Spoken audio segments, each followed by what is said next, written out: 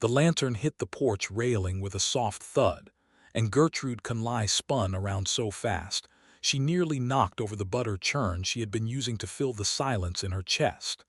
He was standing there, Luke Cooper, right there on her porch in the amber glow of a dying afternoon, his hat in one hand and her brass lantern dangling from the other, and he had no right to look that way. No right at all to stand in the gold of the setting sun with his jaw set, and his dark eyes doing that thing they did, that thing that made her feel like the ground beneath her feet was made of something far less solid than Kansas earth. "I only came to return your lantern," he said, just like that. 6 words that meant nothing, and somehow everything. Gertrude pressed her lips together and looked at the lantern. It was the same one she had pressed into his hands 3 weeks ago when she sent him away. The night she had found out the truth about why he had first come to Coldwater Creek. The night she had stood in this exact doorway and told him that she never wanted to see his face again, that whatever she had believed was growing between them was nothing more than a fool's garden planted in dry soil. She had cried after she shut the door. She was not proud of that. She had also, in the 3 weeks since, replanted her garden, fixed the broken fence post on the east side of the property, churned enough butter to supply half the county, and absolutely refused to let herself think about the way Luke Cooper laughed at his own bad jokes, or the way he had read to her from that worn copy of Tennyson on the evenings when the summer heat was too thick to do anything but sit and breathe. And now here he was, with her lantern. "You could have left it on the step," she said. Her voice was steadier than she expected. "I could have," he agreed. He did not move to leave. Gertrude Conley was 27 years old, the widow of a man who had died of fever 2 years past, the sole proprietor of 40 acres of struggling farmland on the outskirts of Coldwater Creek, Kansas, in the year of our Lord 1882. She had survived a hard marriage, a harder grief, a drought that nearly broke her, and the particular cruelty of a frontier town that watched a woman alone the way a hawk watched a mouse. She was not the kind of woman who let herself be undone by a man holding a lantern. She told herself that very firmly. "Then why didn't you?" she asked. Luke Cooper looked at her for a long moment. Then he set his hat on the porch railing next to the lantern, and he sat down on the top step like a man who had nowhere else in the world to be. "I don't rightly know," he said, and that was the beginning of the rest of everything. To understand how Gertrude Conley and Luke Cooper arrived at that porch on that particular evening, you had to go back to the beginning of the summer, to the week the new land agent arrived in Coldwater Creek with a letter of introduction from the county seat and a reputation that preceded him like weather. Gertrude had heard about him before she saw him. She was in Havorson's dry goods store, picking through a bin of dried beans with the focused attention of a woman who knew exactly how far her money had to stretch, when Mabel Prude appeared at her elbow with the particular breathless energy of a woman carrying fresh gossip. "There is a new man in town," Mabel said, in the tone she reserved for information she considered important. "There are often new men in town," Gertrude said, not looking up from the beans. "This one is from Dodge. He is working for the land office. They say he is here about the disputed parcels along the creek." Mabel paused meaningfully. "They also say he is not hard to look at." Gertrude deposited her beans in the cloth sack she had brought. "Mabel," she said pleasantly, "I do not have time to be interested in the appearance of land office men." But she had looked, eventually. It was impossible not to. Coldwater Creek was a town of 400 souls, and a new face was an event. She had been coming out of the post office when she first saw Luke Cooper across the main street, talking to Sheriff Alderman with his hat pushed back on his head, and a quality of stillness about him that caught her attention the way an unexpected silence catches your ear. He was tall, with the kind of lean, work-built frame that belonged to a man who had spent years doing something physical and demanding. He had dark brown hair that wanted to curl at the edges where it touched his collar, and a face that was handsome in a way that had more to do with character than with prettiness. He was not, she would guess, much older than 30, maybe 31 or 32. He had looked up, as if he felt her watching and she had looked away first. That should have been the end of it. It was not the end of it because 6 days later, during a thunderstorm that rolled in off the plains with the specific violent ambition of late June weather in Kansas, a section of her south fence went down, and 3 of her neighbor Old Patterson's cattle wandered through the gap and into her corn. She was out in the rain in her oilskin coat at 6 in the morning, trying to herd cows back through a gap in the fence with a length of rope and a vocabulary that her late husband Howard would have been surprised to hear, when a rider appeared at the far edge of the field. He came through the rain without any particular hurry, like a man who had decided the weather was not his concern, and he dismounted and looked at the situation with the calm assessment of someone who had solved this particular type of problem before. "I can hold the fence line on this side if you drive them toward the gap," he said, just like that. No introduction, no asking permission. "I don't know you," Gertrude said flatly. "Luke Cooper," he said, and he held out his hand, and then seemed to realize she was holding a rope in one hand and a fence post in the other. He lowered his hand. "Land office. I'm riding the creek parcels. Saw your fence from the road." Gertrude looked at him, rain streaming off the brim of her hat. Then she looked at the cows. Then she looked back at him. "Hold the east side," she said. "They got the cattle out in 20 minutes. He was efficient and quiet about it, and he knew how to move around livestock without spooking them, which told her he had not spent his whole life behind a desk." When they had the fence temporarily braced with 2 posts she found in the barn lean-to, she was aware of the fact that she was standing in her field in the pouring rain with a stranger, and that this was somewhat irregular by the standards of Coldwater Creek. "Thank you," she said. "I can take it from here." "I don't doubt that," he said, and he smiled, and it was the kind of smile that arrived without announcement and left a mark. "I'll be on my way then." He rode off through the rain. She thought about that smile off and on for the rest of the day, and she was annoyed at herself for it. He came back 3 days later with a load of fence posts in the back of a borrowed wagon. Gertrude was on the porch shelling peas when he pulled up, and she watched him climb down from the wagon seat with the genuine bewilderment of a woman trying to understand the intentions of a stranger. "I spoke with old Patterson about the fence line," Luke said, without preamble. Original survey put that section as his responsibility. "He said he would handle the replacement cost, but he has got a bad back and his boys are away, so I offered to help bring the posts out." Gertrude set down her bowl of peas. "You spoke to Patterson?" "I did, on my behalf." "On the matter of the fence line," he said with the care of a man who understood the distinction. "The fence is on his survey, which makes it his repair. I am the land agent. It is my job to sort these things out." That was entirely reasonable. She could not find a single fault with it. And yet she had the distinct impression that the land agent for Coldwater Creek had not spent his morning delivering fence posts to every property in the county with a disputed boundary. "Will you have some coffee?" she asked, because her mother had raised her to be hospitable even when she was suspicious. "I would appreciate that," he said. They drank coffee on the porch while he asked her careful, professional questions about the property. When had her husband filed the original claim? What were the boundaries as she understood them? Had she ever had any trouble with the survey lines before? She answered him honestly, and he listened, really listened, with the focused attention of someone who was not just collecting information but actually thinking about it. "You are doing this alone," he said at one point, not as a question but as an observation.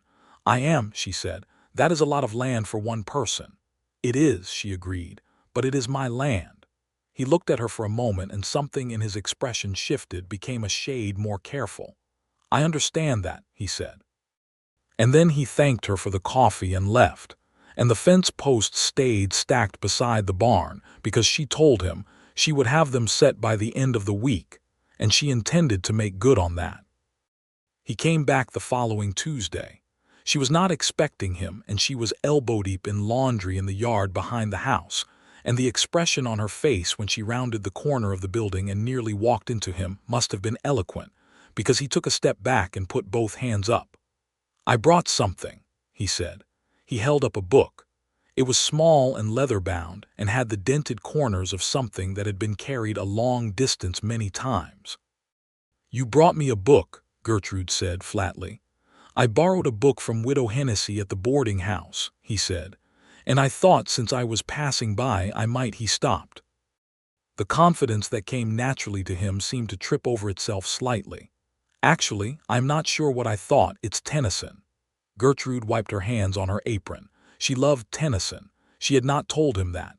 There was no way he could have known that. She had a copy of Tennyson's poems that she had carried from Missouri when she and Howard first came west, and the spine was cracked and the pages were soft with handling. She took the book from him. "I have time to sit for 20 minutes, she said, "if you want to hear some of it." He stayed for 2 hours. That was how it started, really. Not with the fence and not with the coffee, but with Tennyson, and the fact that Luke Cooper sat on her porch step and listened to her read out loud with the total stillness of a man who was genuinely moved by language. And at some point she looked up from the page and found him watching her with an expression that she filed away in the back of her mind and did not examine too closely. He came back. He kept coming back. Every few days, sometimes with a reason attached and sometimes without, and the reasons became less elaborate over time, until there were evenings when he simply appeared at the end of her drive, and she would see him coming and feel something lift in her chest that she had not felt in a very long time. They talked about everything. She found out that he was 30 years old, born in Missouri like herself, that he had served as a deputy in 3 different counties before taking the land office position, that he had a younger sister named Clara who lived in St. Louis and wrote him letters that he answered only sporadically and felt guilty about. He found out that Gertrude had come to Kansas at 19, that she had been teaching herself land law from a borrowed copy of the state statutes, because she did not intend to be caught ignorant again about anything that concerned her property, that she could fix a pump mechanism and bake a decent apple cake, and that she had strong opinions about the territorial cattle drives and what they were doing to the small claims along the creek. She found herself laughing more than she had in 2 years. She found herself looking forward to the sound of his horse on the road in a way she recognized and tried to keep quiet, because she was a practical woman and she had learned that hope was a thing you handled carefully. He told her she was the most intelligent person he had met in all of Kansas. She told him he needed to meet more people. He laughed, and that laugh, warm and genuine and a little surprised at itself, was the thing that truly cracked her open. The trouble arrived, as trouble tends to, from a direction she had not expected. It came in the form of a letter, delivered to her by the post office boy on a Thursday morning in late July, addressed in an unfamiliar hand. Inside was a single page unsigned, which informed her in blunt and economical language that Luke Cooper had not come to Coldwater Creek solely to survey land. He had come, the letter said, because a land speculator named Harlan Marsh, based out of Wichita, had hired him to identify properties along Coldwater Creek that could be acquired for development.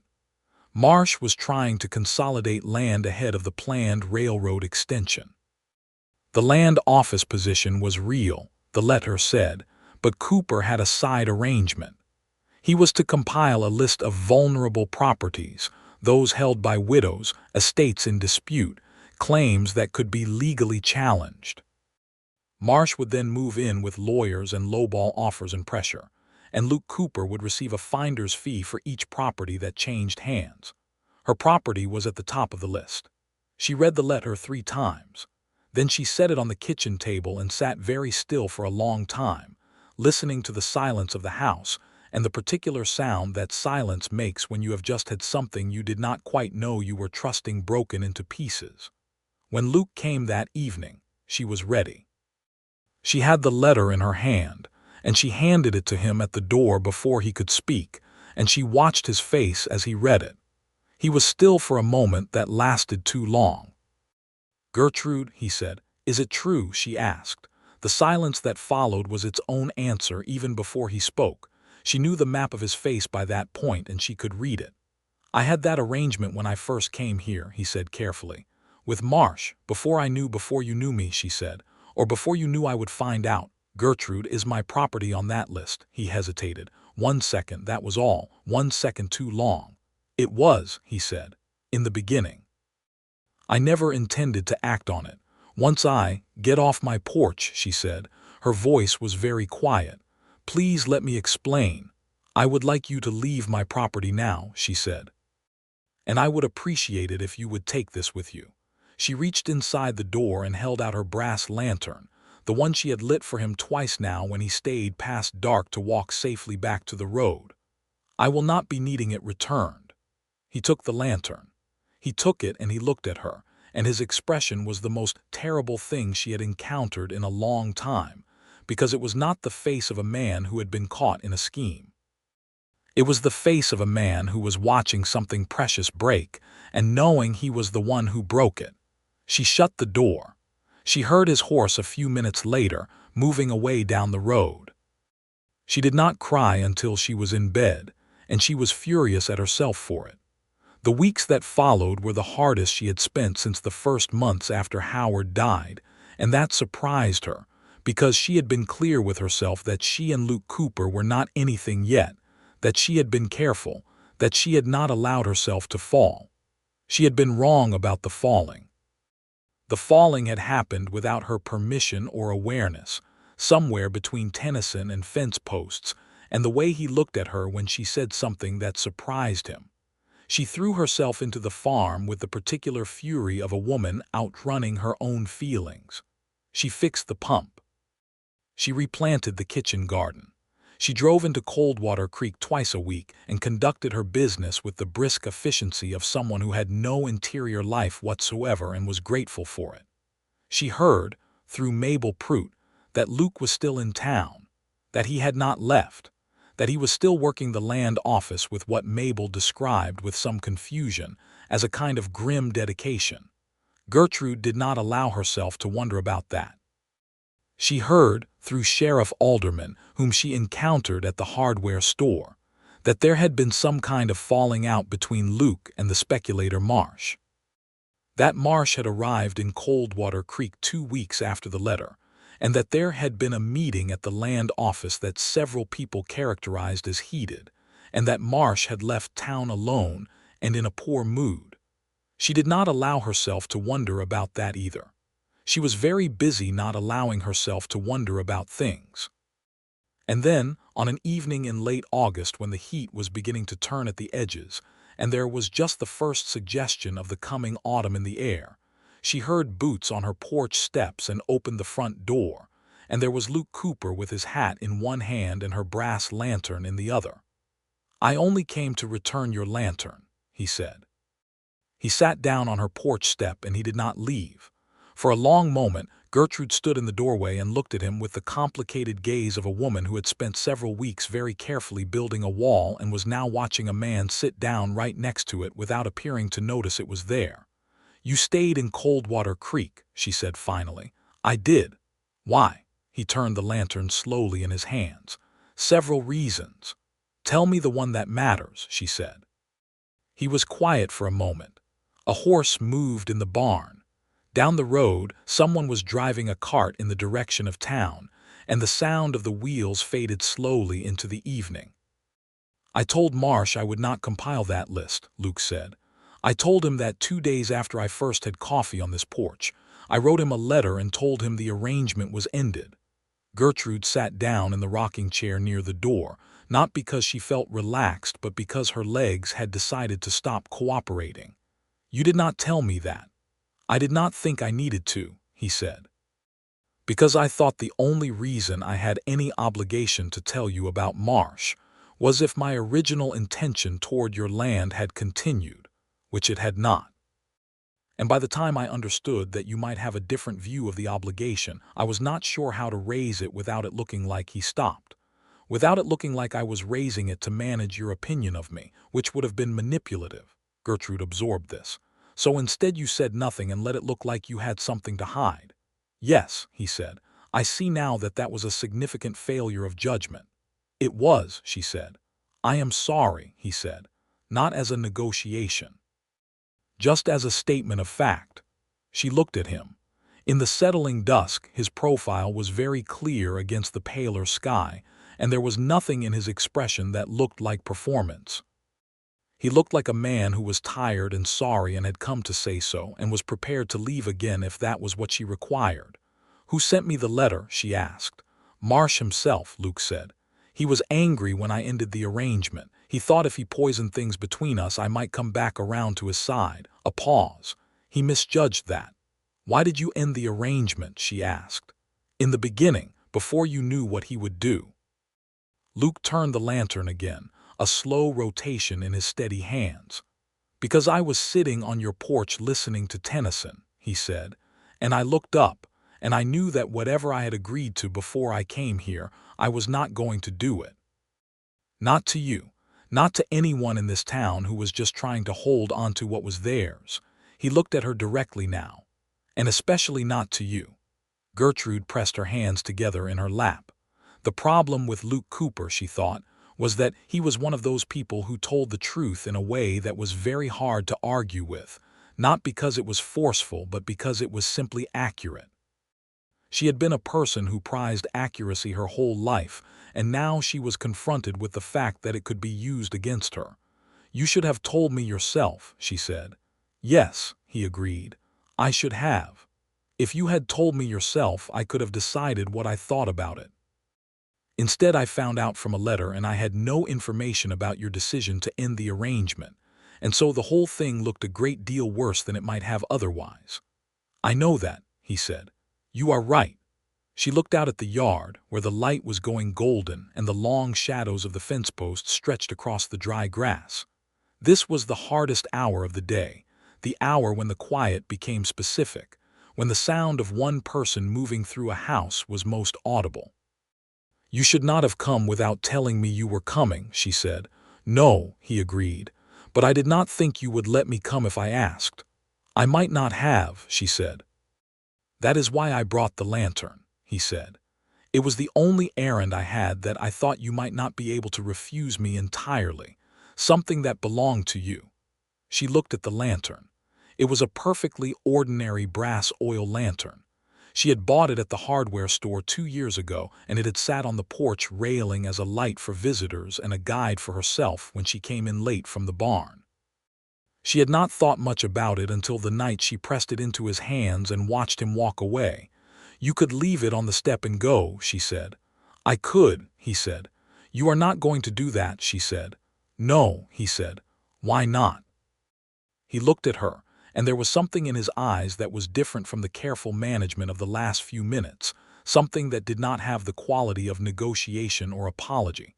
It was simpler than that, and it was frightening in the way that simple things are sometimes frightening. "Because I am in love with you," he said, "and I am not sure that going away and pretending otherwise would serve either of us particularly well." Gertrude opened her mouth. She closed it again. She stood up from the rocking chair and walked to the edge of the porch and stood there with her hands on the railing, looking out over her land in the falling light, and she was aware of Luke sitting on the step below and behind her, not moving, not pushing, just present. "I don't trust easily," she said. "I built that particular skill over a long time." "I know," he said. "You came here with a dark purpose.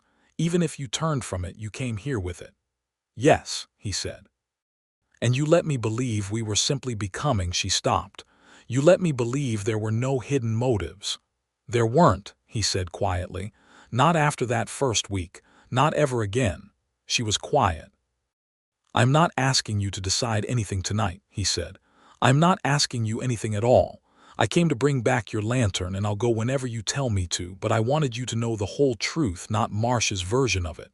Gertrude turned around and leaned her back against the railing and looked at him. He looked back at her. "Stay," she said. "For a while, I will make coffee." He stayed until the stars came out. They did not declare anything that evening. She made coffee, and they sat on the porch and watched the last light leave the sky.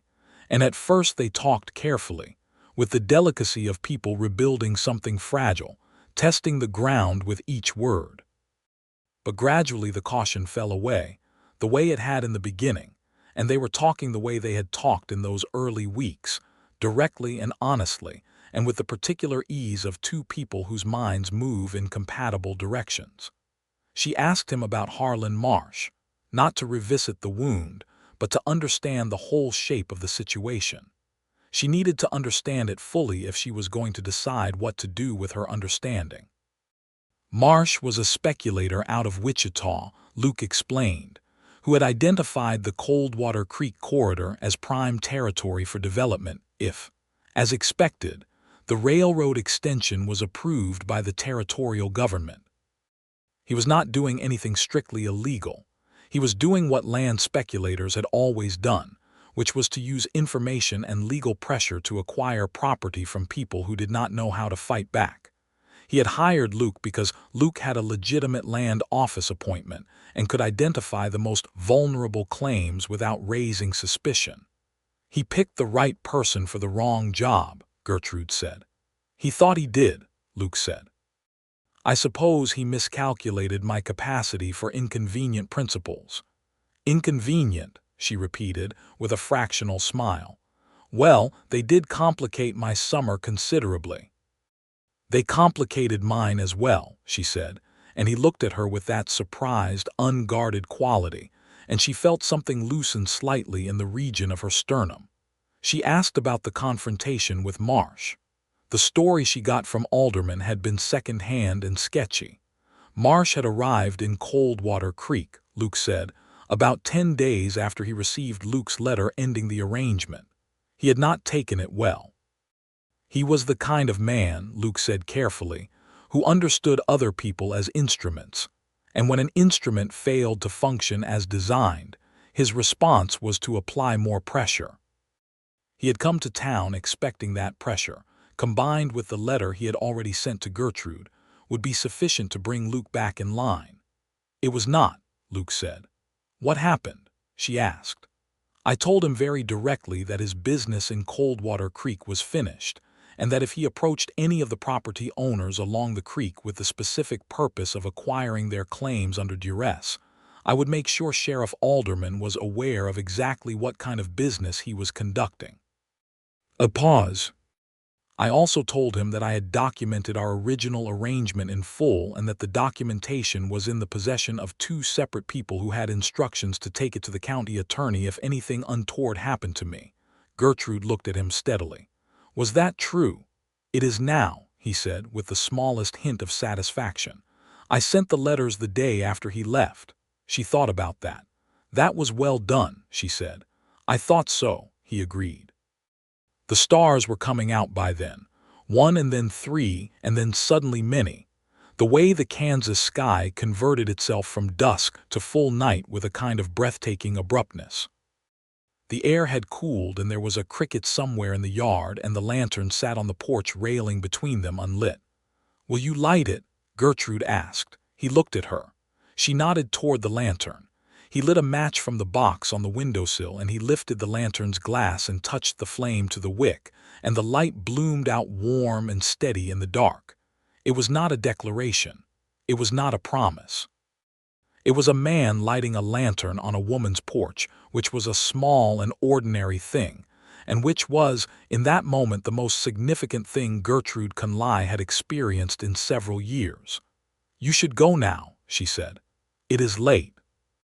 Yes, he agreed, and he stood. He picked up his hat from the railing. He looked at the lantern. Leave it, she said. You know where it lives. He walked down the porch steps and across the yard to where his horse was tied, and he mounted and turned, and in the lantern light from the porch she could see him clearly enough. Can I come back? He asked. On Tuesday, she said. I have things to attend to before Tuesday. Tuesday, he said, like a man writing something down in a place where he would be able to find it again. He rode away into the star-filled dark, and she stood on the porch until the sound of the hooves faded, and then she sat in the rocking chair for a long time with the lantern burning beside her, thinking. He came on Tuesday. He came on Thursday, and the following Monday, and the Tuesday after that. He came with no elaborate errands now, just himself, and they fell back into the rhythm that had been growing before the disruption, but with something changed in it, something more deliberate and honest on both sides, as if the crisis had stripped away the comfortable ambiguity they had been allowing themselves to live in. He told her about his life before Kansas. He had grown up in a small town in Missouri, the son of a schoolteacher and a man who ran a small printing business. His father had died when Luke was 19, and he had made his own way since then, through a series of occupations that were typical of men of his time and location: farmhand, trail rider, deputy work in 3 different jurisdictions, and finally the land office appointment, which had come through a connection at the county seat, and which had seemed, at the time, like a more stable and respectable direction. He did not dress up his history with the Marsh arrangement. He described it plainly and with the precise degree of self-criticism that the situation warranted, which was more than none and less than theatrical self-flagellation. He had needed the money. He had told himself that identifying properties was not the same as forcing anyone to sell. He had been wrong about that, and he had understood he was wrong about it earlier than he had been prepared to admit, and he was sorry. Gertrude listened to all of this and asked questions and formed her own views, and what she arrived at was something that she had arrived at slowly and with difficulty, because she had been careful about arriving anywhere for a long time. She believed him. Not blindly, not without reservation, but with the kind of belief that is the product of sustained observation rather than wishful thinking. She had watched him for weeks now, through the whole arc of what had happened, and the picture she had built was consistent. He was a man who had made a bad choice under financial pressure, had recognized and reversed it quickly, had then been too proud or too uncertain to explain the reversal clearly, and had spent the subsequent weeks attempting to correct the situation honestly. That was not a perfect record, but it was a human one, and she was, when she was being truthful with herself, not looking for perfection. She had been married to a good man who was not perfect, and she had learned that good men rarely were. On the 3rd Tuesday of September, a warm evening with a first hint of the autumn to come, they were sitting on the porch after dinner. She had fed him dinner by then. It had seemed increasingly wasteful not to, and the conversation had come to a comfortable pause, the kind that occurs between people who are at ease with each other's silence. "Gertrude," he said. She looked at him. "I would like to court you properly," he said, "if you will permit that, with the intention of it going somewhere." She considered her answer for a moment, not because she was uncertain but because she wanted to be precise. "I will permit that," she said, "with the clear understanding between us that I am not a woman who makes decisions quickly or under pressure." "I know that," he said, and he was smiling, and it was that particular smile, the one that arrived without announcement. "I have, on at least 2 separate occasions, attempted to rush things and been very clearly corrected." "You have," she agreed. "And you took the correction well." "I'm trying," he said. "You are," she said. "You are doing better than you know." The courtship that followed was one that Gertrude thought, afterward, could only have happened the way it did between people who had already gone through the hard part together before the easy part began. They had already had the confrontation, the silence, the reckoning. What came after had a quality of solidity to it that she associated with things that had been tested. He met her weekly. He accompanied her into town when she would let him, which was most times. He sat on the Sunday church pew beside her, and afterward stood with her at the churchyard, while Mabel Prout and the other women of Coldwater Creek processed this new development with the enthusiastic thoroughness that small towns apply to visible romance. He helped her with the heavy work on the farm without being asked, and without making her feel that his help implied any claim. He understood, in a way that she had not necessarily expected him to understand, that her independence was not a flaw to be corrected but a quality to be respected. When she told him, she had decided to file a formal claim amendment to resolve the boundary issue on the south parcel, he said, "Good. Do you want me to look over the paperwork before you file, or would you rather do it yourself?" She told him she would do it herself, and he said fine, and that was the end of that. She fell in love with him the way she had the first time, quietly and without ceremony, and this time she did not look away from it. In November, he asked her to marry him. They were walking along the creek road in the early evening, the cottonwoods bare and silver against a pewter sky, and it had been the kind of day that made the Kansas plains beautiful in their particular, austere way. He stopped walking and she stopped, and he turned to face her with the directness that was characteristic of him at his best moments. "I want to marry you," he said. "I have wanted that for some time, and I don't think that's likely to change. But I want you to know that my wanting it does not create any obligation on your part, and if you tell me you need more time, I will understand that without any difficulty." She looked at him for a moment. "Yes," she said. "Yes, you want more time," he said. "Yes, I will marry you," she said, "if you are going to stand there in the cold asking me about it." He laughed, that warm, surprised laugh, and he took her hands in both of his, and she thought that this was possibly the most straightforward and satisfying moment she had experienced in a long time, because it was completely honest, and there was nothing in it that she did not understand. They were married in January of 1883 in the Coldwater Creek church, with Sheriff Alderman standing as a witness and Mabel Prout weeping with a completeness that suggested she had been emotionally invested in the outcome for quite some time. Luke's sister, Clara, came from St. Louis, a small, bright-eyed woman who shook Gertrude's hand with both of hers and said, with genuine feeling, that she had been hoping her brother would find someone smarter than him, and it appeared he had managed it.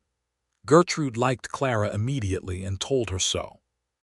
The reception was a modest affair at the town hall, with the donation of a fiddle player from the saloon down the street, and a wedding cake that Mabel Prout had organized with suspicious efficiency, as if she had been planning it for some time on speculation.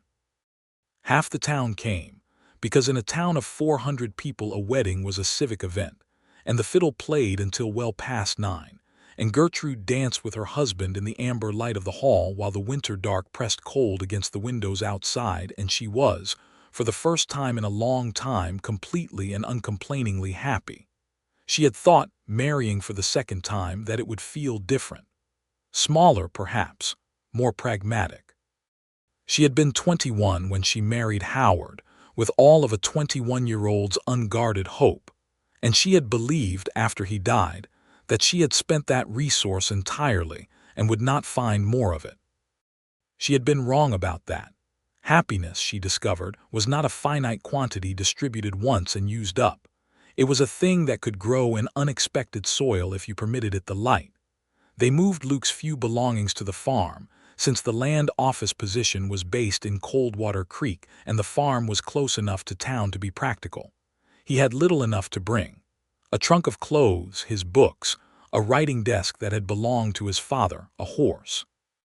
The desk went into the small room she had used as a sewing room, and he established himself there in the evenings with his official correspondence and his case files, and she established herself at the kitchen table with her land records and her borrowed copy of the state statutes, and they worked side by side in comfortable parallel until the lamp burned low. Life on the farm changed with two people managing it. The heaviest work became lighter. The decisions that had rested entirely on her shoulders now had a second opinion available, though she exercised judgment about which ones to consult him on and which ones she preferred to make herself, and he never once protested the distinction. He was good at physical work and better at it than she had initially assessed. He mended fences, managed the livestock, drove into town for supplies, and handled the interactions with the men in the county who were simply more inclined to negotiate with a man, which was a reality she resented, and he acknowledged openly. "It is not right," he said once, coming home from a meeting with the grain buyer who had been giving her short weight. "You are right about the weight and the pricing and the whole situation. The fact that he took me more seriously is a failure of his imagination, and I'm sorry you have to work around it." "I have always had to work around it," she said. "I appreciate that you see it." "I try to," he said. "Tell me what I miss." She did, and he listened. In the spring of 1883 she told him she was expecting. She told him in the morning before he left for the office over coffee at the kitchen table. She was not nervous about it exactly, but she was aware of a particular attention in herself, watching his face to see the shape of the moment. His face did what she could not have predicted and would always remember. It went absolutely still for a second, and then something moved across it that was not performance or management of any kind, but simply feeling, clean and direct and real. He set down his coffee cup and he reached across the table and took her hand and he held it without speaking for a moment. "Are you well?" he asked. "How are you feeling?" "Well enough," she said. "A little tired in the mornings." "Tell me what you need," he said. "Less fussing than you are about to provide," she said, and he laughed and squeezed her hand, and that was that. Their son was born in October of 1883, a robust, loud boy whom they named Thomas after Luke's father. Thomas arrived in the world with the focused determination of someone who has decided to make a considerable impression, and he succeeded, keeping them both awake for the better part of the first 3 months with the committed thoroughness of a person who had multiple opinions and the lung capacity to express them. Gertrude was a good mother in the specific way she was good at most things, with clear eyes and a patient hand, and no particular anxiety about the process. She had grown up watching her own mother manage a household and 4 children on the Missouri frontier, with the kind of competent calm that she had always admired and aspired to. She found that motherhood was large and demanding and occasionally exhausting, and that it had an emotional dimension she had not entirely anticipated, a particular quality of love that was different from any other love she had known, larger and more primitive, something that sat in the chest like a stone of extraordinary weight and value. Luke was not a man who stood apart from the domestic. He fed Thomas when Thomas needed feeding and she was too tired to stand. He learned, with some initial uncertainty and then increasing confidence, to manage the small, urgent crises of a baby, and he walked the floorboards at 3 in the morning with a crying child against his shoulder, with the patient persistence of a man who had decided this was his work, and he would be good at it. She watched him in those night hours sometimes, from the doorway of their room, and what she felt was something she did not entirely have a word for. It was love, certainly, but love in a form she had not known to expect, love that included gratitude and admiration, and the specific deep satisfaction of a life being built rather than merely lived. Thomas grew, as babies do. By his first birthday, he was attempting a walking motion that produced mixed results and a great deal of interested commentary from himself. He had Luke's dark coloring and already Gertrude's directness of gaze, which Luke found enormously amusing and which she considered an entirely sensible trait for a person to have. The land dispute that Luke had originally been hired to exploit for Harlan Marsh was, in the years that followed, resolved in favor of the small claim holders. The railroad extension was approved in 1884, and it did bring development to the Coldwater Creek corridor. But by the time it arrived, Luke had spent 2 years ensuring that every land owner along the creek understood their rights and had proper documentation.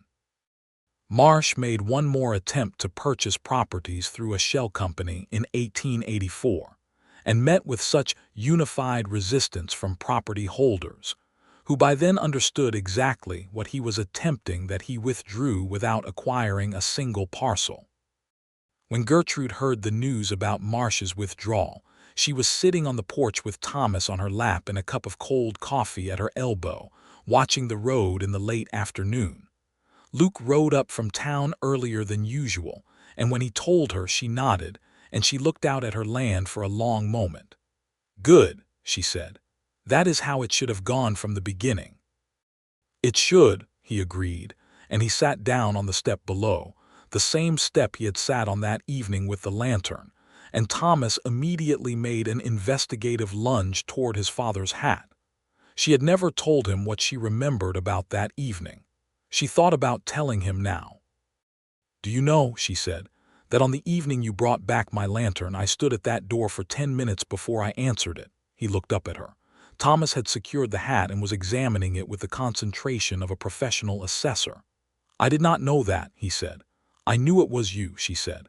"I could see from the window, and I stood there trying to decide whether to answer, and I thought a dozen different things, and finally I opened the door because—" She paused. "Because," he said. "Because I thought that if I did not, I would always wonder," she said. "And wondering was something I had been doing for 3 weeks, and I was tired of it."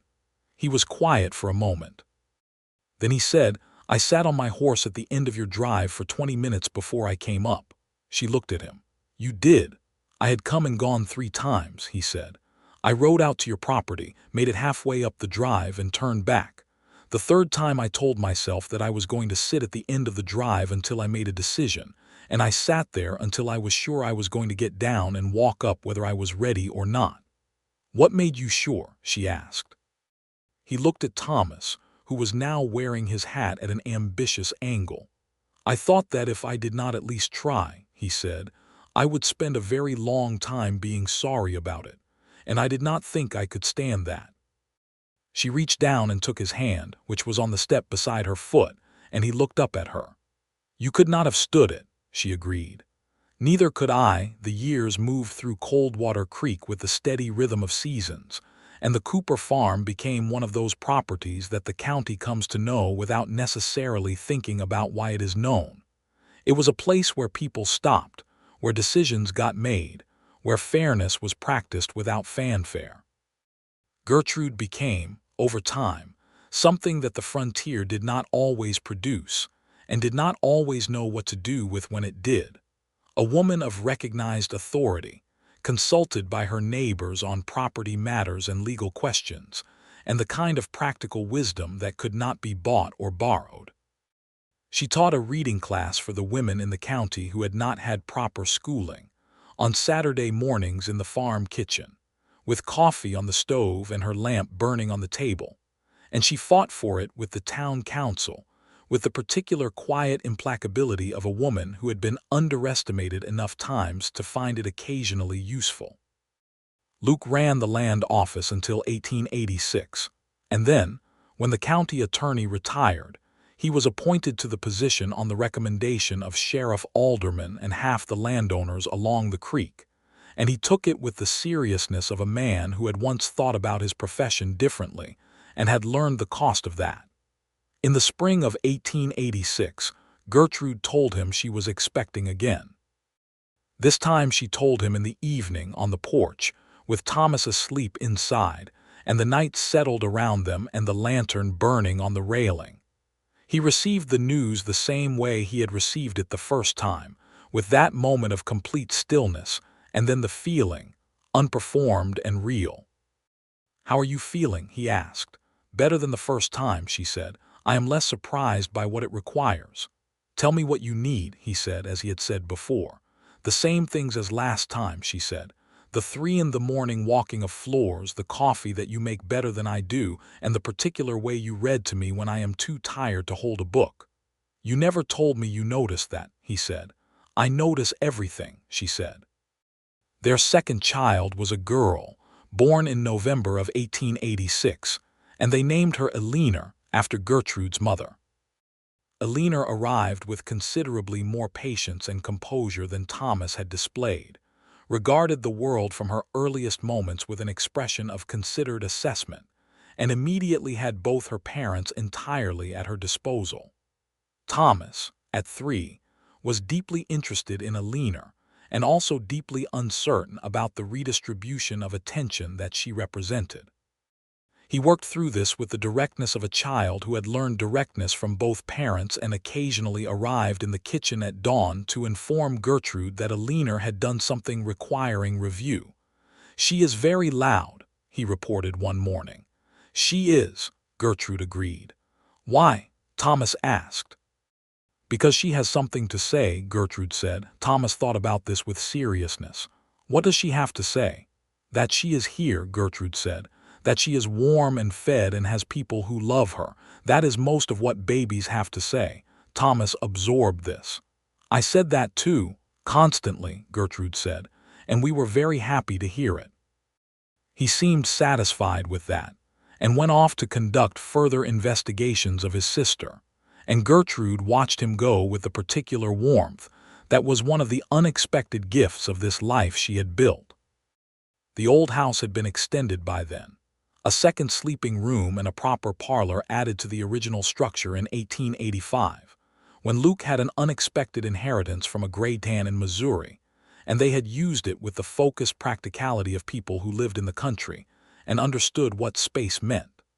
The kitchen had a new stove, a Garland range that Gertrude had wanted for 2 years, and that transformed the business of cooking from a trial into something approaching pleasure. The parlor had shelves for books, and the books multiplied, ordered from St. Louis and sometimes brought by Clara when she visited, because Clara believed that a house without adequate books was a form of deprivation. Clara came every summer, and she and Gertrude had developed a friendship that was one of the stronger pleasures of Gertrude's life, a friendship between women who respected each other's minds and were not polite about disagreeing. Clara was a schoolteacher in St. Louis, unmarried by choice rather than circumstance, who had strong views about education and women's property rights and the particular political questions of the 1880s that were moving through the territory like weather. She and Gertrude argued about these things productively, and at length while Luke sat nearby and read and occasionally offered opinions that were promptly and thoroughly examined by both women. "You have a very good life here," Clara told Gertrude once, sitting on the porch in the summer evening while the children were inside with Luke, who was reading Thomas something involving considerable adventure.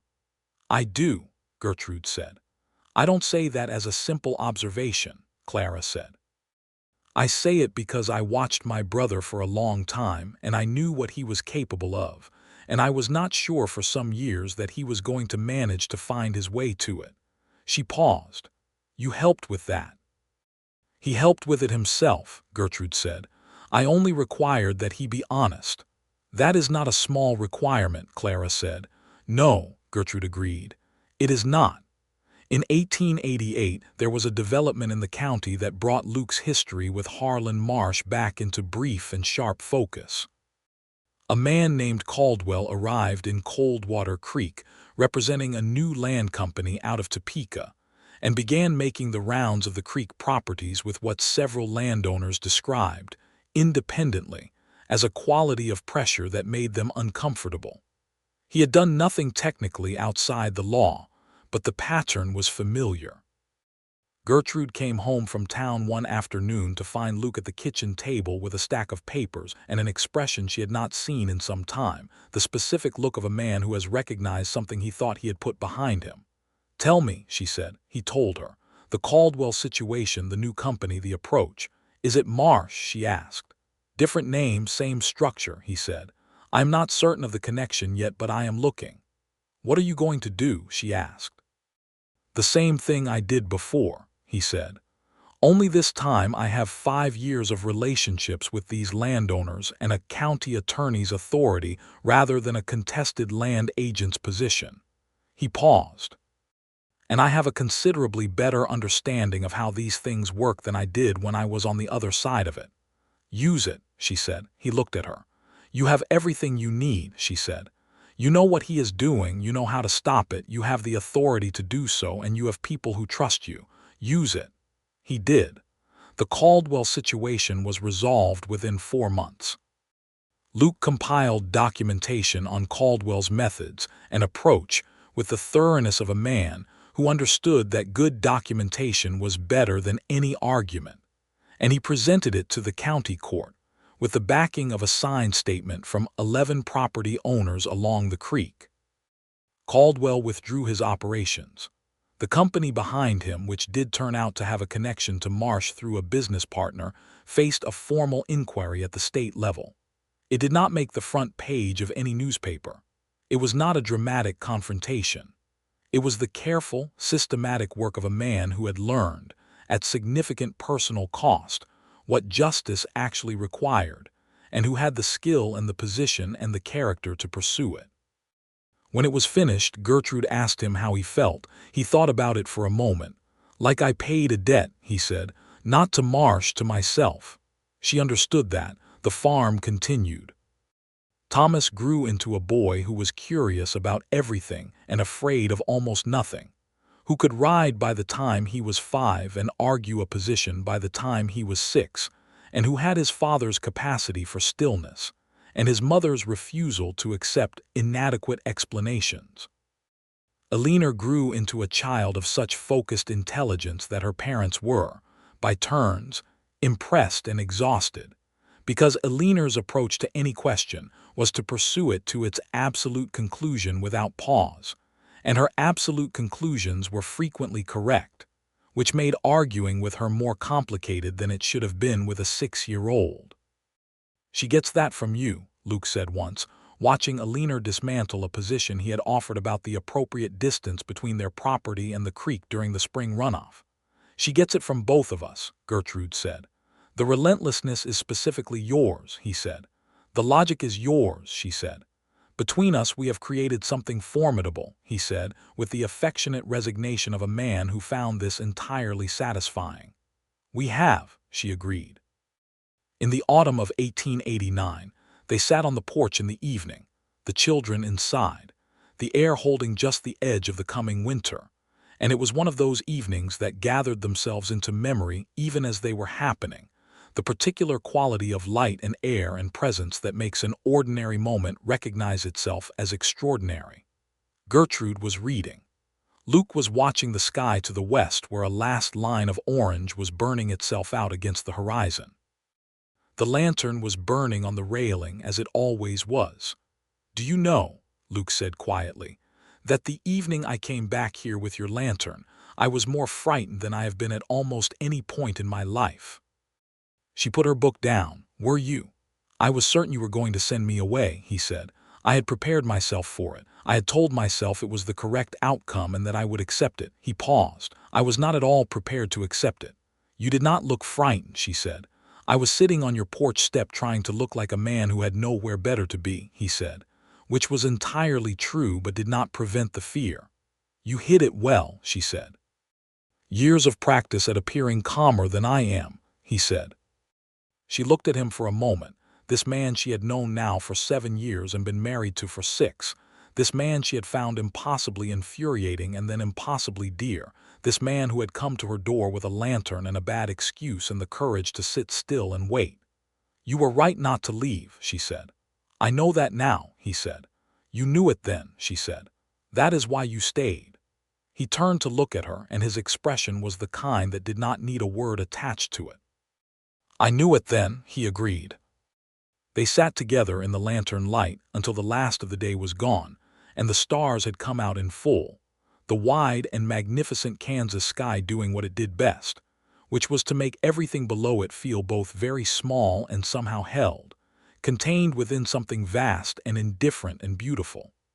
Gertrude looked up at the stars and thought about the specific path of events and decisions and stubborn human feelings that had brought her to this porch, this evening, this life.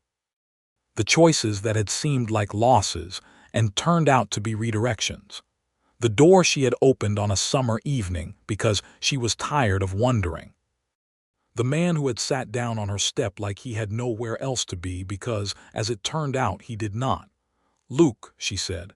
"Yes," he said. "I am glad you came back," she said. He was quiet for a moment. Then he said, "I am glad you let me in." She reached across and took his hand, and he turned it and held hers, and they stayed like that while the stars multiplied and spread across the dark, and the lantern burned steady and warm on the railing between them, as it had burned on all the evenings since, as it would burn on all the evenings to come. In the spring of 1890, Gertrude sat at the kitchen table one morning with her coffee and her ledger, and the particular quality of morning light that came through the east window and fell across everything in the kitchen with the warm flatness of the early sun. Thomas was outside with Luke, doing the morning chores with the dependable enthusiasm of a 7-year-old who had not yet learned to find work tedious. Alina was at the table across from her, working through a reading exercise from the primer that Clara had brought on her last visit, her small face folded into an expression of profound concentration. Gertrude looked at her daughter over the rim of her coffee cup, and then she looked out the window at the yard where she could see Luke and Thomas at the fence line, the boy's small figure next to his father's, and she thought about how a life accumulated itself, moment by ordinary moment, and how the extraordinary was mostly the ordinary seen clearly. She thought about what she had been before. A woman alone on 40 acres in Kansas, with a broken fence and a cold bed, and the particular resilience that grows in people who have had no choice but to develop it. She had been fine, she thought, in the precise way that fine means holding together under pressure. She had not been diminished and she had not been lost, and she wanted to be clear with herself about that, because she had known women who waited for a man to complete them, and that was not the story she was living. This was a different story. This was two people who were each sufficient and had chosen, despite the initial complications and betrayals and miscalculations and pride, to build something together that neither of them could have built alone. Not because they were halves of a thing, but because the thing they were building required more than one person, and they had found in each other the specific person who could build it with them. She heard Luke and Thomas coming across the yard, Thomas telling his father something about a bird he had seen in the fence posts, his voice carrying the bright urgency of a child for whom everything is urgent and new. She heard Luke's response, low and attentive, and the particular laugh that came after, warm and a little surprised at itself, the laugh she had first heard across a porch on a summer evening and had never quite been able to stop listening for. Eleanor looked up from her primer. "Is Papa coming in?" "For coffee," Gertrude said. "Finish the next paragraph first." Eleanor returned to her reading with the focused determination of someone who had been set a task and intended to complete it. She had that from both of them, Gertrude thought. The door opened and Thomas came in first, full of the bird news and the morning, and then Luke, ducking slightly under the door frame the way he always did, and he looked across the kitchen and found Gertrude at the table, and his expression did the thing it had always done, the small, specific shift that she had learned to read as his particular version of happiness. "Coffee," she said. "If there is some," he said. "There is always some," she said. He came and sat down across from her, and she poured his coffee, and he picked it up and looked at her over the cup, and between them on the table was the book they had been reading the night before, and the ledger with her careful columns, and Eleanor's breakfast plate, and the morning light lay across all of it with the specific generosity of a good day beginning well. "What are you thinking?" he asked. She considered this. "That you came back with my lantern on an August evening," she said, "and stayed until the stars came out." He looked at her. "That was 7 years ago." "I know," she said. "You are still thinking about it," he said with the smallest smile. "I am thinking," she said carefully, "that it was the most significant thing that had happened to me in a long time. The lantern was not the important part. Staying was." He was quiet for a moment. Then he reached across the table and touched her hand briefly, the way people touch things they trust. "Staying," he said, "was the only option I had that made any sense." Outside, the Kansas sky was wide and blue and indifferent and beautiful, and the farm stretched out in all directions under it. The fields and fences and the barn and the road running toward Coldwater Creek and the world beyond. It was theirs, this particular piece of the earth, earned and maintained by work and will, and the stubborn refusal to be dislodged from it. And in the kitchen, Thomas was telling Eleanor about the bird, and Eleanor was telling Thomas that his description was imprecise, and Luke was drinking his coffee and watching his children with the expression of a man who cannot quite believe his luck, and Gertrude was watching all of them with the clear eyes of a woman who had built her luck deliberately, board by board and season by season, and knew exactly what it was worth. She got up and refilled his coffee without being asked. He said thank you without looking up from the children. She sat back down across from him and opened her ledger, and the morning continued. Later that day, after supper, when the children were in bed and the kitchen was quiet, she lit the lantern on the porch railing and they sat outside in the early dark of the spring evening. the air smelling of new earth and the first green things, and she read to him from Tennyson, the same worn copy she had carried from Missouri, the spine more cracked than ever and the pages soft with all the years of handling, and he listened with the total stillness she had come to know was his particular form of reverence. She read to him until the stars were fully out, the same stars that had looked down on this land before there were fences or farmhouses, the same stars that would look down on it long after, indifferent and magnificent.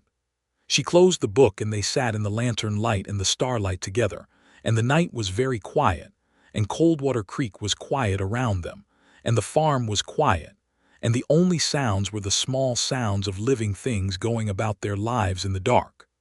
Good, she asked, meaning the poem but meaning other things as well.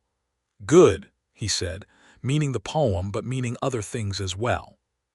They went inside together and he bolted the door, and she took the lantern from the railing and carried it with her, and the light went with them, and the porch was dark behind them, but inside the house everything was warm and lit and entirely their own. Their third child, another son, was born in the winter of 1891. They named him James, after no one in particular, because it was a name they both liked the sound of, and James arrived in the world with a combination of his brother's volume and his sister's thoughtful gaze that suggested he had inherited the full range of family characteristics and intended to deploy them all. Thomas, at 8, received James with a measured assessment that bordered on professional. He had, by that point, worked through the experience of Aliner's arrival and developed a theory of siblings that he shared with anyone who would listen. Aliner, at 4, received James with the comprehensive attention of a scientist examining a new specimen, and within 2 days had a long list of observations about his behavior that she presented to Gertrude at breakfast with the confidence of someone who expected her research to be taken seriously. Gertrude took it seriously. She always did. The years settled.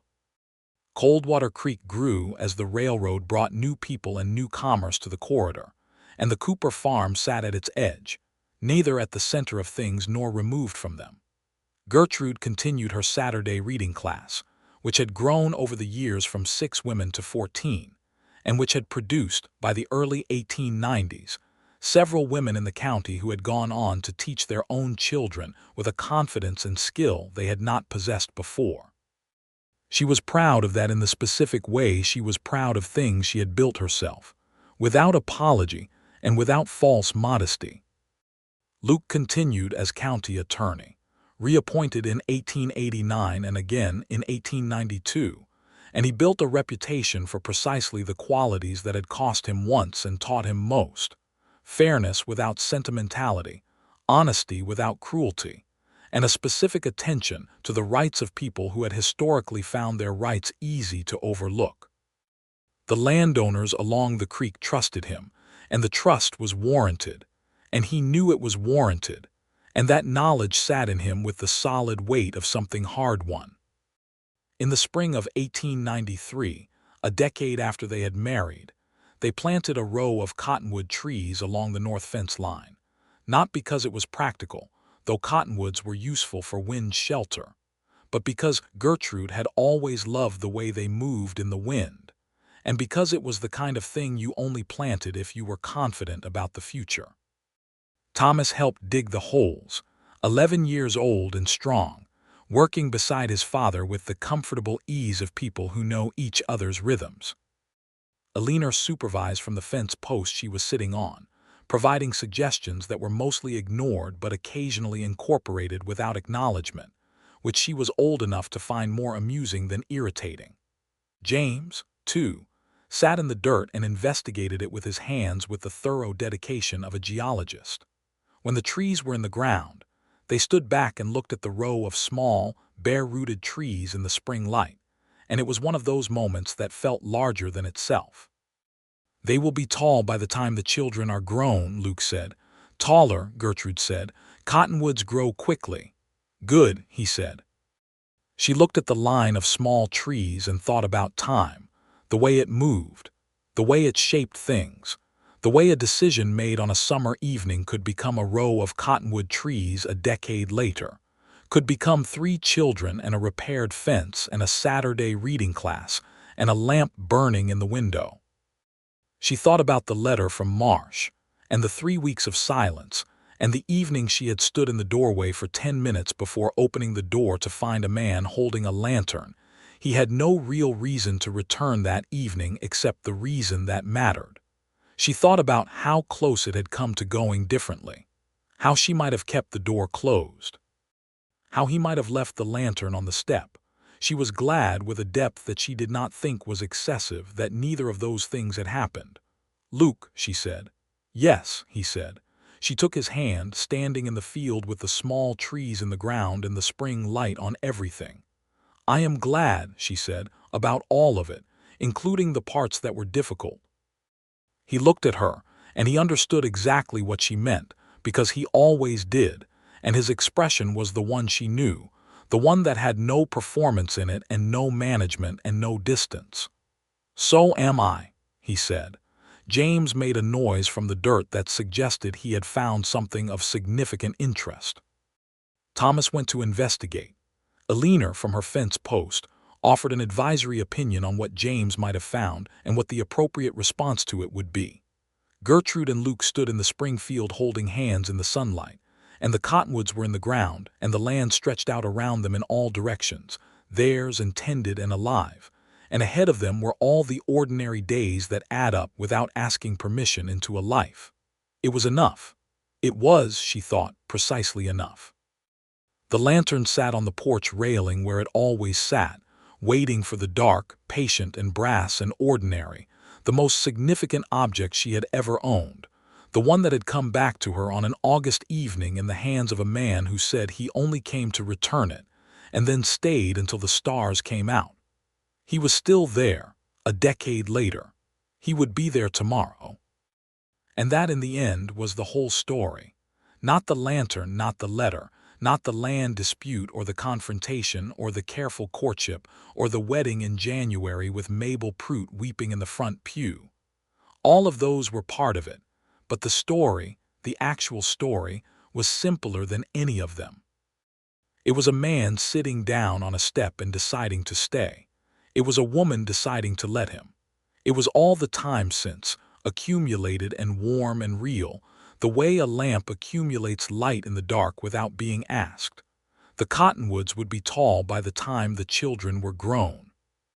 And on the porch in the evening, when the day's work was done and the children were asleep or engaged in their own discoveries, Gertrude Conley Cooper would light the lantern on the railing and sit in her chair, and Luke would sit on the step below, because some habits were worth keeping, and they would talk or read or be quiet together. And the stars would come out 1 and then 3, and then suddenly many. The same stars that had looked down on that first evening, that would look down on all the evenings to come. It was a good life. It was their life. It was, they both knew, exactly what it was supposed to be.